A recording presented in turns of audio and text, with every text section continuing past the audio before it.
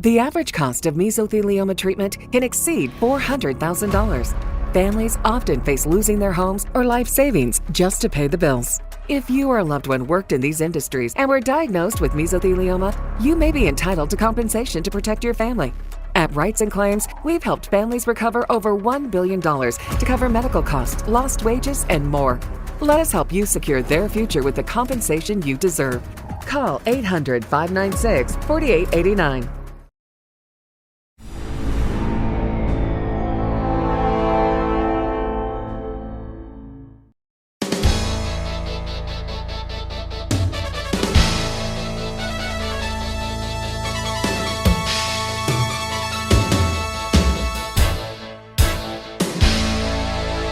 Welcome to the Turnpike Sports Spotlight. Dave Weishuttle with you. Since 2018, sports betting in this country has exploded. More than half the states have expanded their gaming laws to include sports betting. And it seems like you can't turn on the TV or radio and not hear a sports betting commercial. But how did sports betting evolve, and what effect does it have on the people who bet? Well, a new book is looking at that issue. It's called Losing Big, America's Reckless Bet on Sports Gambling, written by Jonathan Cohen. And we are lucky to have Jonathan on the line with us right now. Jonathan, welcome back to the show. Hi, Dave. Thanks for having me. Congratulations on the new book. I mean, you were on before when we were talking about your book about the lottery industry called For a Dollar and a Dream, State Lotteries in Modern America, which was really eye-opening, the same way your new book is eye-opening on the issue of sports betting. What motivated you to write your new book, Losing Big, America's Reckless Bet on Sports Gambling, and what did you hope to convey to the reader about sports betting? Yeah, I mean, I've been a sports fan, for a long time. And I started work on the lottery book in 2015, and then, I'm sure we'll discuss, the Supreme Court decision that opened the floodgates for sports betting happened in 2018. And I'm a good interviewee, as I hope you'll agree. When I did press for the lottery book, I knew that people were going to ask about the Supreme Court decision, so I sort of studied up on it. Okay, and it seemed like, I mean, maybe you got the same sense around 2021, 2022. It seems like things were really changing. Mm-hmm. It seems like they were, because of the rise of sports gambling, it was sort of all of a sudden everywhere, and it was leading to a sort of transformation of American sports, American society, and American culture. And I really didn't have much more to go on than that, other than like, hey, this is kind of weird. Like, maybe this is even going to be a problem. And just with that sort of sense, I wanted to investigate. And the product of that investigation really is the book. And the book was sort of an excuse, a way to channel my curiosity and try to explain, as you've said, sort of the causes and consequences of what happened. You mentioned it, and prior to 2018, when the U.S. Supreme Court repealed the Professional and Amateur Sports Protection Act, and that's known as PASPA in the industry, what did sports betting in the United States look like? Certainly we know Nevada had sports betting, but a lot of people didn't know Oregon and Delaware had some interesting sports betting laws on their books. What was the sports betting landscape prior to 2018? Yeah, I would, and so I'll even put aside Oregon and Delaware because, like, who lives there? No offense to your listeners who do live there. But I would say, sort of writ large, the sports betting landscape looked like, Nevada, as you've alluded to, and then most of the rest of it was illegal. Yeah. People betting with offshore casinos, people betting with their local bookie, and then starting in the mid 2010s, and this is sort of I think the hinge point, at least sort of culturally speaking, with you see the rise of daily fantasy sports, which, even fantasy sports is not gambling, but it sort of looks like gambling. And daily fantasy sports, technically, legally, was not gambling, but sure looks a lot like gambling. And I think around the mid 2010s, you see this sort of sea change where it seems like only a matter of time before actual formal technical sports betting goes online, because people are basically already betting, not just those who are already betting illegally, but even people who never would have dreamed of tracking down a bookie and placing a few bucks on the Jets or something. It's interesting that you talk about fantasy sports and daily fantasy, and that almost led the way to sports betting to become legal. I remember prior to 2018, I was talking to someone in the state legislature, and he specifically said that daily fantasy sports is a gateway drug to sports betting, which I thought was an interesting way to put it. And if you look at it, some of the big daily fantasy sport platforms are the biggest sports betting platforms out there. But in your opinion, could we ever have had sports betting if it wasn't for daily fantasy sports? Did daily fantasy sports actually lead us to sports betting? Culturally, yes. Legally, no. The way we actually got to sports betting technically had nothing to do with daily fantasy sports, right? The way we got to sports betting was the state of New Jersey making 3 different attempts to go to the Supreme Court and to get the Professional and Amateur Sports Protection Act overturned. And finally, on the 3rd attempt, after sort of a Hail Mary appeal, the Supreme Court heard the case and overturned PASPA so that New Jersey could legalize sports betting if it wanted to. Nowhere in the decision do they talk about the specifics of daily fantasy sports, and really the decision isn't actually about gambling at all, right? It's really about the 10th Amendment and about states' rights.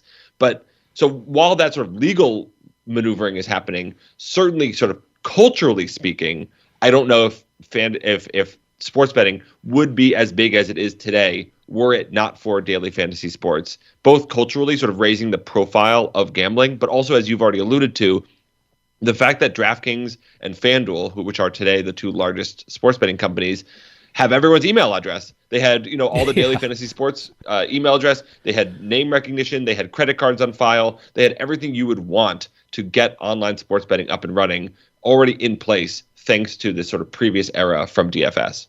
Being a lawyer in 2018 in New Jersey, I remember the case that repealed PASPA. And one of the points a couple of points that New Jersey was making is, you know what, sports betting is happening anyway. We should be able to regulate it and make money for the citizens of New Jersey, and also provide help for people who need it with regard to problem gambling through state-funded programs.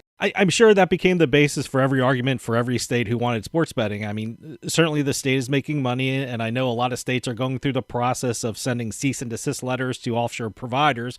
But have the states been sufficiently helping the people who need help with regard to problem gambling? I mean, it's always going to be subjective. Yeah, I would say no. And the thesis of the book is, and you already shared the title, thank you. But the key word I think in the title of the book is reckless, which is, I think sports gambling should be legal. And I think I'm no lawyer in New Jersey. I'm not to mention a lawyer in New Jersey, but I do think that the Murphy decision was sort of correctly decided. But I do think sports betting should be legal.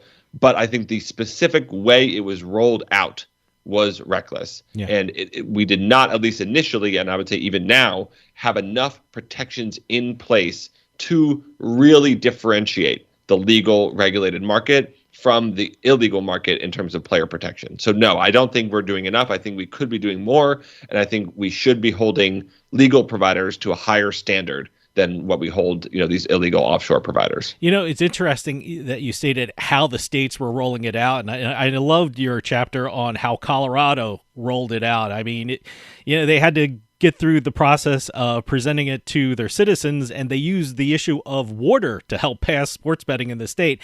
Has that been the trend for a lot of states, attaching issues to sports betting legislation to help convince people of the potential benefits of allowing sports betting in the state? Well, they pronounce it water out there. I know. New Jersey guys put R's in water. So that's right. How I say water. Water. Water. Yeah, I would not as much. I mean, I'll forgive you if you don't remember from our last conversation, but the lottery really, when the lotteries were passed, those were really sort of campaigns that hinged on the issue in question. The lottery is going to raise money for education. The lottery is going to raise money for public parks, whatever. Sports betting in most states was not a single issue. Yeah. Sort of a campaign like it was in Colorado, and Colorado was a unique case that I picked for a specific reason because it had a ballot initiative that sort of went before voters in addition to being passed by the legislature. But in most states, it was just passed by lawmakers themselves. It didn't need to go to a public vote, and some of the money is allocated for specific causes, but in generally speaking, it's just going to the general fund. And I think the timing here is really auspicious of states that were just behind Colorado, which passed sports betting during COVID, when obviously states were sort of facing a severe budget crunch, and this was presented as free money into their laps. Professional sports got back online relatively quickly compared to other parts of society, so people would have a chance to bet on sports. And gambling has always been sort of dangled in front of lawmakers as a free source of tax revenue that doesn't require actual taxes. So even if it's not attached to a specific cause, it's always been appealing for the potential of, or the promise, I guess, the false promise of solving budgetary problems. A great thing about your book is that you write about real people's stories and their experiences with sports betting. I mean, one person's story that was very chilling to me was someone named Andrew who let sports betting get out of hand and really affect his entire life. Tell us something about Andrew, and how did sports betting affect him? Yeah, and this is, I'll just caveat to say this is like the 1% case. This is like, sort of an extreme case of gambling addiction, but I think a case that we should all become a little bit more comfortable with, because it's going to be happening a lot more, and it has been happening a lot more thanks to this sudden availability of online sports betting. But Andrew, to your question, grew up, in a household that you wouldn't expect someone to have a gambling addiction, a well-to-do suburban Connecticut household. And, big sports fan growing up, sure. Played DFS a little bit in the mid-2010s, sure. And then after college, started betting with his roommate's bookie. His roommates quit betting, and he just kept betting and kept betting and kept betting with his bookie, and in such a way that, and this is how gambling addiction works, where his dopamine pathways just got rewired, and he wasn't able to stop. And he was betting when he was in the shower. He was betting when he was driving. He would bet to get out of bed in the morning. He just needed action at all times, and lost $100,000 to his bookie, gets cut off. Okay, but he is addicted, so he's going to keep betting. He bets on offshore casino. Okay, he stops there, switches over to FanDuel. Bets basically just as dangerously with FanDuel as he was doing with these other places. Gets a VIP host to entice him to keep betting with FanDuel, and then eventually, as you can imagine where this is going, crashes out, misses a couple mortgage payments, and all told, over the course of a few years, loses $330,000. The one thing that was interesting regarding Andrew, for me anyway, was his relationship with the sportsbook and especially the VIP hosts in the industry. I know operators always say they keep an eye out for problem gambling, but my question to you is, what do they look out for? And explain how Andrew really slipped through the cracks of what the operators said they were looking for. Right. So the operators do look out for things, but it's sort of in a really, really specific way. And if you don't say the right sequence of words, they're not going to flag you, because if you're losing money, they want to keep you on the platform. And so the operators will flag you if you say something like, I think I have a gambling problem, I can't control it, or, oh, I'm running out of money, can you front me some money because I want to bet until my paycheck comes in. If you make it really, really obvious and really, really clear that you have a gambling problem or that you're gambling beyond your means, they most likely will, in fact, cut you off. But unless it's all self-reported. So unless you say something like that, even though these companies have incalculable amounts of data about every single person who uses their platform, they could tell that Andrew was betting at 3 a.m. They could tell that he was betting on these minor tennis tournaments that he had no idea the names of the people he was betting on. They could tell, if they wanted to, that he was betting unsafely, but they don't. And the only sort of metric they use to decide if someone is an irresponsible gambler or an addicted gambler is someone sharing that information directly with a customer support representative or with a VIP host, because fundamentally the companies don't want to cut people off unless they absolutely have to. One thing Andrew did was start chasing his losses, and in an attempt to get out of the hole he turned to parlays. And one thing everyone in the gaming industry says is that parlays don't build bankrolls; they build sports books, and certainly operators know this, because every one of them seems to be pushing parlays or as some kind of parlay builder. Is that the situation for people who have a gambling problem? They tend to chase their losses and in turn get deeper into a hole. And is that something that sports books and sports betting operators should be looking out for? And what is the criteria that sports books now have when they see something like this? Yeah, so it's an interesting question, because I don't want to imply that everyone who builds a parlay is a gambling addict. Young people in particular, young bettors, have flocked to parlays because they're fun, and because it's sort of a way. A lot of these kids, they don't want to bet $100 to try to win $110. They want to bet $10 to try to win $15,000, even if the odds of that are, of course, so much more distant. So. But when it comes to problem gamblers, right, who and their attraction to these things, this is a unique feature of gambling addiction compared to other types of addiction, where someone who is addicted to alcohol or to drugs has no reason to expect that, if they just drink one more bottle of bourbon or whatever, it's going to cure them of their addiction. But it's not impossible for someone who has lost, $100,000 gambling to think, oh, if I win one bet, I could wipe my slate clean and I could be back to zero. Yeah. And that, I think, is part of the motivating impetus behind parlays is you can win big, and you could, in Andrew's case, try to wipe your slate clean. So when the sportsbooks push parlays, I don't think it's because they're trying to hook addicts. I think it's because, as you said, they make so much more money off of parlays, and if they can just get casual bettors to make parlays instead of making money line bets, they'll just make more money. But certainly for problem gamblers, it makes sense that they would flock to these long odds bets as their only hope of getting out. I know a lot of sports betting operators talk about responsible gaming and make deals with companies to help gamblers with their problems. But in your opinion, are they doing enough regarding the issue, and are they doing it in a timely fashion? I read in your book, and I love the analogy that, you're pulling people out of the river when you should be putting guardrails up to prevent them from going into the river. So is it timing of when they offer help, or is this a sufficient way to help with this issue of problem gambling? Yeah, I think the timing is certainly right, and is certainly like the right issue. And I would love if the companies themselves sort of self-regulated and took this upon themselves. I'm skeptical that they're going to do so, which is why people think that it's going to happen through legislation, at Congress or the state level. But the model that you've described, right, is of problem gambling as it currently exists is, oh, if you run into trouble, call the hotline, we'll get you treatment. But of course, if you're calling the hotline, if you need treatment, you've basically probably already lost all of your money or enough of your money that you've recognized you had a problem. Rather than, if you think about how problem gambling works and how it develops, if you imagine it sort of as a slippery slope, but what if we put some speed bumps on the hill in the first place to stop people from sort of rolling down toward the bottom?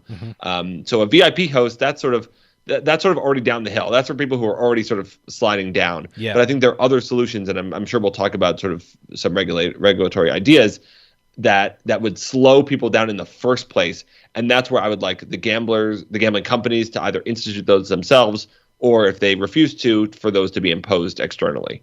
Do you think that the professional sports teams are doing enough in the realm of responsible gambling? I mean, anytime we hear something from a professional sports team, they bring up the term fan engagement. That was completely different prior to 2018, when the worst possible thing you could ever do in life is place a bet on a game. Nowadays, you can't turn on an NFL game without seeing sports betting advertisements and pregame shows sponsored by sportsbooks and things like that.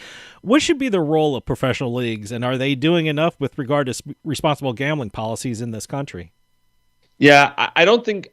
Well, so the role of professional sports leagues is really interesting, and I sort of wrote this chapter. It's sort of funny. I had to sort of fight to include this chapter about the NFL and its 180 about gambling in the book, sure. And it's probably the one that I get the most questions about in interviews like this. People are the most curious sort of about this phenomenon because, as you said, they know how virulently anti-gambling the sports leagues were before 2018, and what a complete 180 they've done since then. Oh, by the way, I just want to say this week the NFL put out a job call for a part-time legalized sports betting researcher who's going to help develop storylines based on gambling lines. So I should apply. That cool. It's in California, and it's part-time, and it sounds like it'd be a fun job. But I'm sure they'd love to have me over there. Yeah. Prior to 2018, this was unthinkable. Right, and as you said, this was the foil, right? This was what the NFL and other leagues used to insist on their integrity. It was, you can trust the integrity of our products because we hate gambling, and we hate gambling so much. This was Roger Goodell in the middle of the concussion crisis, calling gambling the number one threat to the integrity of football in the United States. And then, of course, after 2018, after the Supreme Court decision, now that they can make money off of it, they are making as much money off of it as they can, and sort of flipping the script and saying, no, this is not a matter of we need to keep gambling at bay, but the way to protect the integrity of our game is to keep gambling close and to make money off of it and to monitor it and to have it in a legal, regulated, parentheses, profitable marketplace. So that's what they insist on now. I guess I shouldn't badmouth my future employer if I'm going to apply for that job, right. But I'm not holding my breath. Now, I know one of the big issues for the states is how the media portrays sports betting, and in particular, advertising for sports betting operators. I mean, where do you see this issue of advertising and sports betting going? I mean, you rightly pointed out in your book that, and it's something I do all the time, that if I have to read an advertisement for a sports book, I basically just have to say you have to be 21 years or older, and if you have a problem, call 1-800-GAMBLER. Do you think more needs to be done with the issue of advertising, and does the media have a responsibility to do more with regard to sports betting advertising? Yeah, and this will also be in response to your last question about sort of the role of the leagues and what they can do to sort of promote responsible gambling, or whether they're doing enough. I think the importance of advertising, people get annoyed by advertising, about everything. But I think they get particularly annoyed about sports gambling. But I think they sort of get it wrong, or they're annoyed for it for the wrong reason. Like I think a lot of people sort of see it as like, it's going to be a trigger for a problem gambler or whatever. My problem with sports betting advertising is that it is the primary tool by which sports betting is normalized, by which we are telling people, I would say especially young people, especially kids, that sports betting is a normal part of the sports fan experience, and that it is cool and glamorous and fun to bet on sports if you see Jamie Foxx like playing piano or whatever, and that it is something you should do, right? Like you should have your phone open with the DraftKings app while you're watching sports, because that is how one watches sports these days. So that's sort of my problem with sports betting advertising. Many other countries have banned gambling advertising either during sports games or even like during daytime hours to reduce the risk of kids getting exposed. But of course, as you've already mentioned, there are all sorts of things that aren't technically advertising that are doing the same thing. Like a product placement during a segment on a talk show, or during the game they say, these third inning stats are brought to you by FanDuel. So formal advertising is sort of only one piece of it. It's really just a matter of the integration of gambling branding as something we've now, some people don't even notice anymore, because it just, over the last 7 years, it's just been such a rapid change to what sports looks like. Now, sports betting rules and regulations are handled primarily by the states. I mean, do you think at some point the federal government will have to get involved in sports betting? And right now, what are some of the proposals that are being floated by the federal government with regard to sports betting? Well, let me ask you: does the federal government do anything anymore? I don't know. I don't like. What are the odds that Congress passes anything? Yeah, not to mention a sports betting bill. Not to mention a smart sports betting bill. True. True. So yes, as you said, the primary function falls to the states. But you're a lawyer, so you'll appreciate this, right? The Murphy decision, the Supreme Court was very explicit that Congress can regulate sports betting if it wants to. The specific way it was trying to do so through PASPA was unconstitutional, but Congress can regulate sports betting. There is a bill put forth by a public health advocacy group at Northeastern University, and Richard Blumenthal and Paul Tonko in the Senate and the House, respectively, called the Safe Bet Act, that would really, really clamp down on sports betting. And the goal here, or their stated goal, is to set a minimum floor under states. So it's like, okay, states can legalize sports betting if they want to, but they have to, they have to not let you bet with credit cards. They can only allow advertising during these hours. They can't let you deposit into your sports betting account more than this number of times in 24-hour period, and so on. Such that states that have few protections, like Florida, for example, would need to basically add some of those guardrails that they're choosing not to have. As I said, I don't know if Congress is going to pass anything anymore, not to mention sort of a smart sports betting bill. But from industry insiders I talked to, they do think that some federal action at some point is inevitable, whether it's the Safe Bet Act, whether it's sort of a watered down version of the Safe Bet Act. I think indications are that the Safe Bet Act is influential, not just at the congressional level, but even just like for copycats at the state level. Massachusetts, New York, and Illinois have all considered basically mini versions of it at the state level rather than federally imposed. So, again, my 3-year-old might be able to legally bet by the time that Congress passes something, but I do think some floor is coming. But in the meantime, it's going to be at the state level where there's the reckoning, or the comeuppance, or the buyer's remorse is going to be evident. Does what's happening with sports betting affect other types of proposed gaming regulation? And certainly the big topic in the gaming world is online casinos. I mean, here in New Jersey, I see more online casino television commercials than I do sports books lately. And the one thing about online casinos is you can set an online slot game for a set number of spins and walk away and do errands, and it'll be playing even if you're not in front of it.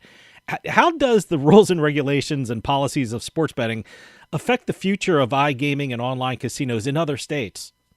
Yeah, well, let me make a confession first, which is I started writing this book, and I talked to an advocate, a sort of an anti-gambling advocate, and he was basically like, sure, go ahead, write your sports betting book, but like it's already old news, and iGaming is the future, and iGaming is the real deal, and that iGaming is where the story is, and I think he's right in the same way that the companies, DraftKings and FanDuel primarily, but not exclusively, in the same way that they used daily fantasy as a sort of a staging ground for sports betting, they're now using sports betting as a staging ground for iGaming. And iGaming, as you've noted, right, is not actually attached to anything in the real world, right? You can sort of the casino is always open because it's online, so you can get much more action and you can get it faster, and as a result, iGaming, online casinos, are so much more profitable for these companies than sports betting, which has sort of always been, going back to Vegas, a low margin business. So, there are all sorts of issues and all sorts of debates around iGaming, primarily related to this idea of cannibalization, as to whether the legalization of online casinos is going to take jobs away from people who work at in-person retail casinos, because people will just play on their phones instead of going into the casino. So that's why we don't have more states that have iGaming already. But that is certainly the new frontier, or the next frontier beyond sports betting, is trying to expand the marketplace. And the companies are certainly in favor of it, but there are all sorts of political issues that need to be sorted out around this cannibalization debate. One issue that I think will be very important in the coming year, and one we talked about and I had interviews on in this show a lot, that'll be the issue of affordability. I know this concept is a big topic in the UK. To put it in its simplest forms, affordability is how much can a customer of a gaming platform afford to lose, and what is the responsibility of the gaming operator regarding that issue. What is your view of the issue of affordability, and do you think that will be something that gaming operators in the near future will have to contend with? Yeah, this is a tricky one, because it's always going to be in the eye of the beholder. Yeah.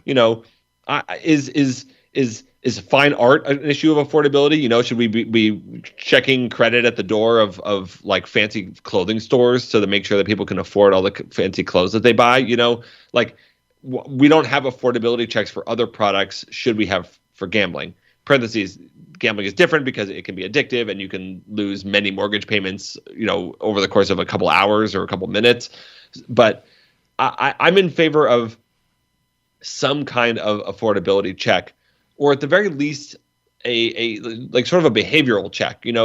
Flutter, which is FanDuel's parent company in the United Kingdom and in Ireland, has a limit on how much young people are able to bet. It's just sort of, they log onto the app, you have to give them your social security number or whatever the equivalent is over there, and you say, oh, you're under 25, you can't bet more than X dollars, you can't spend more than X amount of time on the app, and so on. So when it comes to affordability, I'm in favor of, generally speaking, folks who hit certain minimums betting, or proving that they can afford what they bet, or even setting a ceiling for young people, especially, and saying, okay, you can't bet more than $1,000 no matter how hard you try. I'll say one reason I'm not like full-throated in favor of affordability checks is Andrew, the problem gambler that we discussed earlier. He always made small deposits. Yeah. So he never made a large deposit that sort of triggered FanDuel's affordability check warning. Their affordability check warning is, of course, very, very high, and it's sort of intentionally designed so that it's not too sensitive. But I'm not sure that an affordability check would have caught him, because he had a good job as a lawyer in Connecticut and was making good money and was making a couple $100 deposits at a time rather than a $10,000 deposit that might have been flagged. So I don't think they're a panacea. I don't think anything is really a panacea when it comes to something complicated like sports betting. But generally speaking, I think affordability and proving players can afford what they bet is a helpful and could be a helpful approach. In the future, what do you think is in store for sports betting? Will we have new policies? Will the federal government become involved in sports betting in this country? What are some of the changes you think will occur in the sports betting industry? And what do you think are some of the changes that need to be made for the sports betting industry in the future? Yeah, I mean, so the big one that's happening right now is this question of prediction markets, which are there are all sorts of prediction markets about like the election and now as of we're talking about who's going to be the next pope. But the Kalshi, one of the largest prediction market companies, has now expanded into single game contracts for NBA, NHL, MLB, and so on. And again, technically it's not betting because it's a prediction market, but it sure looks a lot like single game betting. So I think that is sort of a future question, particularly because these prediction markets are available in all 50 states, including in states that have not yet legalized actual sports betting.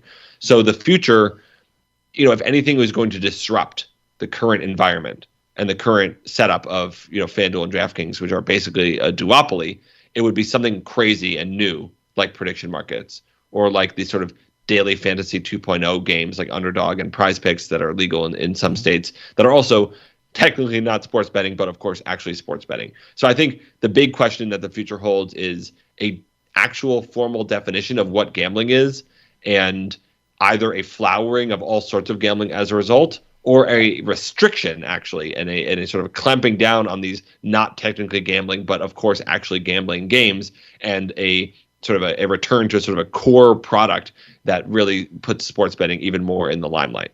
Jonathan, we're running out of time, but where can people pick up your book, Losing Big, America's Reckless Bet on Sports Gambling? And if you have a website or a social media address that you want to give out, please feel free to do so.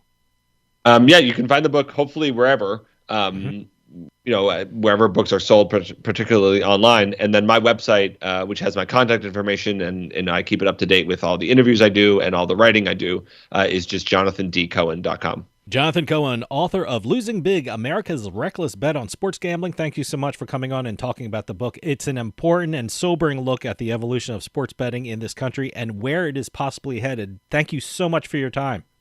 Thanks, Dave. Thanks for having me back. That'll do it for us this week. We'll see you next time on The Turnpike.